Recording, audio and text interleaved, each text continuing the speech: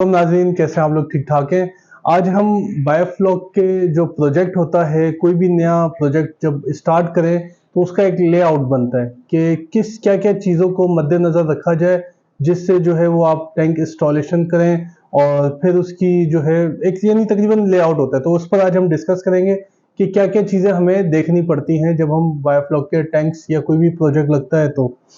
तो सबसे पहले हम जो देखते हैं वो होती है प्लेसमेंट, कि हम किस जगह पे टैंक लगा रहे हैं और वहाँ पर जो सबसे मेजर ज़रूरत है वो है वाटर, यानी वहाँ पे पानी होना ज़रूरी है। पानी आप बोरिंग की सूरत में भी आपको मिल सकता है, लाइन से भी मिल सकता है। उसके अलावा नहर किसी के जगह के इर्द-गिर्द से अगर नहर आ रही होती है, तो नहर के पानी में ये रिकमेंड नहीं कर सकते हम फिश फार्मिंग बायोफ्लॉक के अंदर। वो इस वजह से कि नहर आपको पता है जहाँ से गुज़र रही होती है, तो वहाँ लोग रास्ते में जो है जहाँ-जहाँ से गुज़र रही होती है, तो अक्सर गाँव वाले वहाँ पे अपने कपड़े धो रहे होते हैं, बर्तन धो रहे होते हैं, तो जिसकी वजह से उसमें कुछ केमिकल्स भी आ जाते हैं, तो नहरी पानी फिज़िबल नहीं होता बायोफ्लॉक टैंक्स के अंदर। हम जो है सिर्फ़ और सिर्फ़ बोरिंग का या लाइन का पानी जो है वो यूज़ कर सकते हैं। अच्छा, दूसरा जो लेआउट प्लान में आता है, दूसरा ये है कि टैंक का डिज़ाइन कैसा होना चाहिए। बायोफ्लॉक के अंदर ज़्यादातर हम गोल टैंक्स ही रिकमेंड करते हैं कि गोल टैंक्स बनाए जाएँ। अब डिपेंड करता है कि किस साइज़ के टैंक होने चाहिए, कितने बड़े होने चाहिए और कैसे लगाने चाहिए। तो मैं आपको बताते चलूँ कि बायोफ्लॉक जो टैंक होते हैं, वो गोल ही रिकमेंड किए जाते हैं, क्योंकि इन टैंक्स में हम चीज़ें ऐड कर रहे होते हैं। फॉर एग्ज़ाम्पल पीएच अगर अप डाउन होती है तो हम CaCO3 ऐड करते हैं। उसके अलावा अमोनिया कंट्रोल करने के लिए बैसिलस को ऐड करते हैं, मोलासेस ऐड हो रहा होता है। तो ये सब चीज़ें जब ऐड हो रही होती हैं, तो गोल्ड टैंक में जब एरिएशन प्रॉपर चल रही होती है, तो ये जो इंग्रीडिएंट्स हैं ये प्रॉपर मिक्स हो जाते हैं टैंक में। तो एक तो ये वजह है गोल्ड टैंक बनाने की, और दूसरी वजह ये है कि अगर आप बंगासिस फिश की फार्मिंग करते हैं या कोई भी फिश की फार्मिंग करते हैं, तो फिश को अगर आप देखें तो वो टोटली वो गोल-गोल घूम रही होती है। तो जिसकी वजह से फिश की ग्रोथ भी अच्छी आती है। तो ये एक टैंक का डिज़ाइन होना चाहिए। अच्छा, टैंक के बड़े होने चाहिए या छोटे होने चाहिए, टैंक की हाइट क्या होनी चाहिए? अगर हम टैंक की हाइट पे डिस्कस करें तो कुछ लोग 6 फीट की भी हाइट के टैंक बना रहे होते हैं कि भाई हम 6 फीट का बना लें तो वाटर कैपेसिटी बढ़ जाएगी और जो है वो फिश ज़्यादा आएगी। लेकिन क्योंकि इंटरनेशनल क्राइटेरिया ये है कि आप फिश को 4 फीट हाइट पे रखें, यानी 4 फीट की हाइट पे पानी रखें, इससे ज़्यादा ना बढ़ाएँ। क्योंकि जितना ज़्यादा टैंक की हाइट बढ़ती जाएगी तो वाटर का जो वॉल्यूम है वो भी बढ़ता जाएगा। तो अब आप एग्ज़ाम्पल मैं आपको देता हूँ कि 1000 लीटर पानी जो है वो 1 टन वज़न के बराबर है और 2000 2 टन। अगर एग्ज़ाम्पल आप 35,000 लीटर का टैंक बनाते हैं, वो जो 4 फीट हाइट पे बनता है, अगर आप उसकी हाइट बढ़ाते हैं, एग्ज़ाम्पल आपने उसकी हाइट कर दी 6 फीट, तो टैंक में जो वाटर कैपेसिटी है वो 50,000 लीटर हो जाएगी, तो 15 टन का वज़न और बढ़ जाएगा। तो ये जो फ्रेश वाटर फिशेज़ होती हैं, ये जो है 4 फीट के तक की हाइट के वाटर का जो वेट होता है वो ईज़िली बर्दाश्त करती है और उसपे वो ग्रोथ कर लेती हैं। मैं आपको एग्ज़ाम्पल दूँ, जो सबमरीन थी जिसमें जो है वो 4-5 बड़े लोग जो गए थे और वो एक पानी की मखसूस गहराई में जाके जो है वो उनकी सबमरीन बिल्कुल ब्लास्ट हो चुकी थी, वो पानी के प्रेशर की वजह से होती है। तो इसी वजह से जो फिश है उसको भी एक मखसूस प्रेशर तक मिलता है तो वो ग्रोथ अच्छी करती है, बढ़ती है।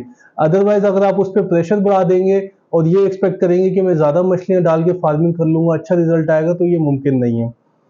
अच्छा, तीसरा जो सबसे मेन होता है इस बायोफ्लॉक के अंदर मेन चीज़ है वो है एरिएशन सिस्टम।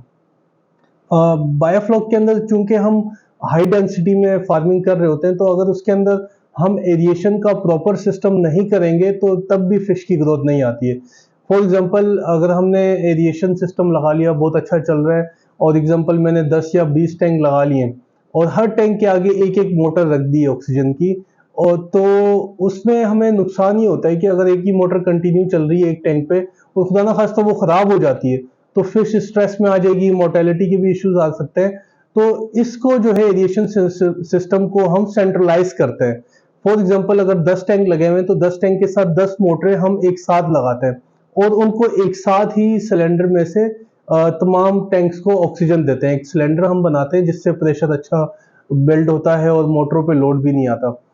तो उससे ये होता है कि अगर खुदा ना खास्ता 10 टैंकों में मोटर एक साथ लगी हुई है और 10 टैंकों में प्रेशर जा रहा है, खुदा ना खास्ता कोई एक मोटर खराब हो जाती है, तो आपका ये होगा कि 9 मोटरें तो चल रही हैं, तो 9 मोटरों से 10 टैंकों को ऑक्सीजन जा रही होती है। तो अगर खुदा ना खास्ता एक मोटर खराब हो जाए तो ऑक्सीजन कम होगी लेकिन खत्म नहीं होगी, फिश को कोई नुकसान नहीं होगा।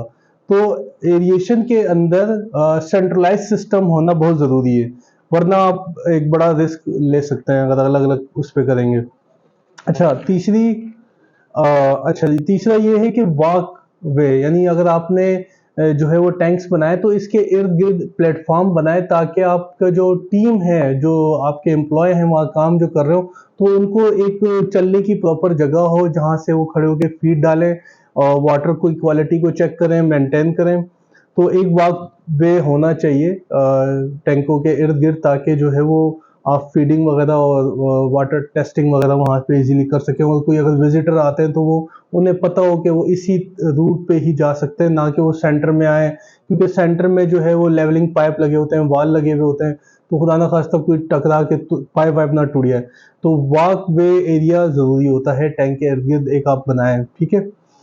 अच्छा, तीसरा जो है सबसे बेस्ट जो ज़रूरी चीज़ है वो है हार्वेस्टिंग एरिया। फॉर एग्जांपल आपने 10 से 12 टैंक का एक प्रोजेक्ट लगाया और वहाँ पर अगर आपने एक हार्वेस्टिंग एरिया नहीं बनाया, तो जब आपकी फिश तैयार हो जाएगी तो आपको हार्वेस्टिंग में काफ़ी इश्यूज होंगे। अच्छा, हार्वेस्टिंग का एक प्रोसेस होता है, जब हार्वेस्टिंग करते हैं तो एक प्रोसेस एरिया हम बनाते हैं। तो उससे फ़ायदा ये होता है कि जब आप फिश को हार्वेस्ट करते हैं तो हमें ग्रेडिंग करने में आसानी होती है, क्योंकि टैंक में कभी भी एक साइज की मछली तैयार नहीं होती। फॉर एग्जांपल अगर हम बंगासिस की बात करें तो 800, अगर फॉर एग्जांपल आपने डाली 800 से वो 1200 ग्राम तक का वो वेट गेन करती है 6 महीने में।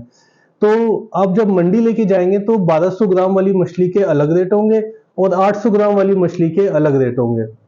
तो हम क्या करते हैं कि पहले ही अपने ही फार्म पे उनकी ग्रेडिंग कर लेते हैं, मतलब ये कि जो 1200 ग्राम वाली है वो उसका अलग कर लेते हैं और जो 800 ग्राम वाली है उसको अलग कर लेते हैं, और जब हम उसको फिर मंडी में ले जाते हैं तो हमें बेचने में बहुत आसानी होती है। तो हमें एक हार्वेस्टिंग एरिया लाजमी बनाना होता है जब भी आप फिश फार्मिंग करें, फिश बायोफ्लॉक टैंक्स बनाएं, तो एक ये लाजमी एरिया लाजमी बनाएं, ठीक है। फिर उसके बाद water supply and drainage system.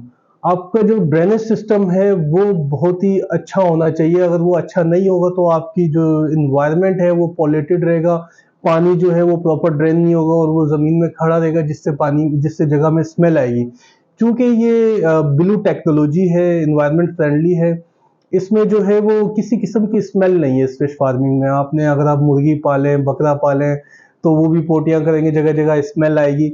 लेकिन इस फिश फार्मिंग में अगर आपका ड्रेनेज का सिस्टम अच्छा नहीं है तो जो है ये मसले फेस कर सकते हैं। अदरवाइज प्रॉपर ड्रेनेज का सिस्टम होगा तो बिल्कुल ऐसा एनवायरनमेंट है कि आपको पता ही नहीं चलेगा कि यहाँ इतने बड़े पैमाने पे फिश फार्मिंग चल रही है। अच्छा, इन्वायरमेंट, जहाँ पे आप फिश फार्मिंग करने जा रहे हैं वहाँ का इन्वायरमेंट कैसा होना चाहिए। अच्छा, इन्वायरमेंट अगर एग्जांपल आप फैक्ट्री एरिया में कर रहे हैं या कोई इंडस्ट्रियल जोन में कर रहे हैं, तो वहाँ पे आपने ये देखना होगा कि वहाँ पर कोई जो गैसेस निकल रही हैं वो इन्वायरमेंट में पोल्यूटेड होके कोई पानी को नुकसान का तो सबब नहीं बनती। क्योंकि जो हमारी एविएशन की मोटरें होती हैं वो इन्वायरमेंट से हवा खींच सक करती हैं और आगे प्रेशर से फेंकती हैं। तो हमें एनवायरनमेंट देखना बहुत ज़रूरी है। फॉर एग्जांपल अगर आप किसी कैटल फार्म में कर रहे हैं या जो फार्मिंग एरिया है, फार्मिंग लैंड है, तो वहाँ का एनवायरनमेंट अच्छा होता है। जहाँ पे जो है वो लाइव स्टॉक पाला जा रहा है तो वहाँ पे कोई इशू नहीं है।